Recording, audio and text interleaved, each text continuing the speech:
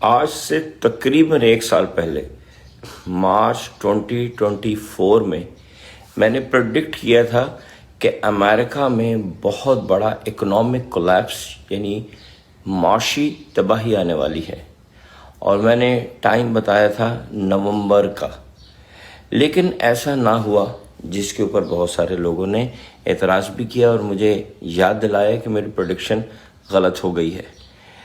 الحمدللہ اللہ تعالیٰ اپنے حساب سے کام کرتے ہیں، ہم کیلکولیشن تو کرتے ہیں، اللہ تعالیٰ کی سنت کو سمجھنے کی کوشش کرتے ہیں، لیکن اللہ تعالیٰ کا ایک اپنا حساب ہے، ہمارا علم ناقص ہے۔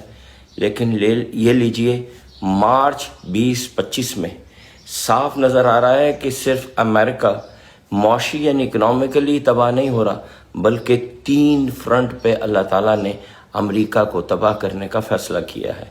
ایک انوائرمنٹل لحاظ سے اتنے بڑے طوفان، اتنے بڑے سائیکلون، اتنی بڑی آگیں کہ امریکہ کی تاریخ میں کبھی نہیں دیکھی گئیں، اور بالکل اسی سٹائل میں جس کا ذکر اللہ تعالیٰ نے قرآن میں کیا ہے، بغتتاً، اچانک۔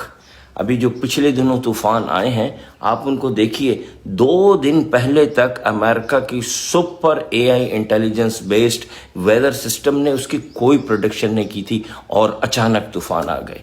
That's number 1۔ Number 2، economic collapse. میں بار بار لوگوں کو کہہ رہا تھا کہ سٹاک مارکیٹ میں انویسٹ کرنا چھوڑ دیں۔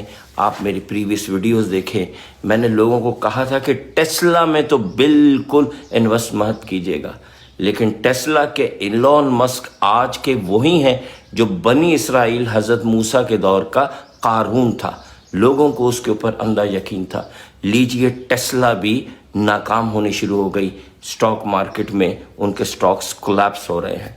اور تیسری جنگ بھی اللہ تعالیٰ نے شروع کر دی ہے، جو اس سے پہلے کئی دفعہ اللہ تعالیٰ کر چکے ہیں، جس کا ذکر قرآن میں موجود ہے۔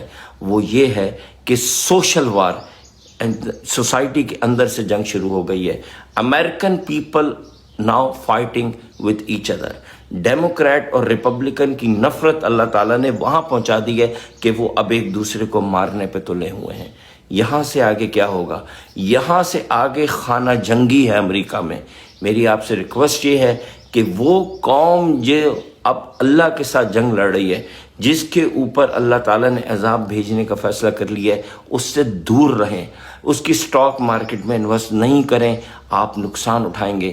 وہاں پراپرٹی مت خریدیں، وہاں چیزیں مت بنائیں، جائیداد مت بنائیں، آپ نقصان میں رہیں گے، کیونکہ یہ قوم اب اللہ تعالیٰ کے ساتھ جنگ کر رہی ہے، اور اللہ تعالیٰ کے ساتھ جنگ میں آج تک کوئی انسان نہیں جیتا۔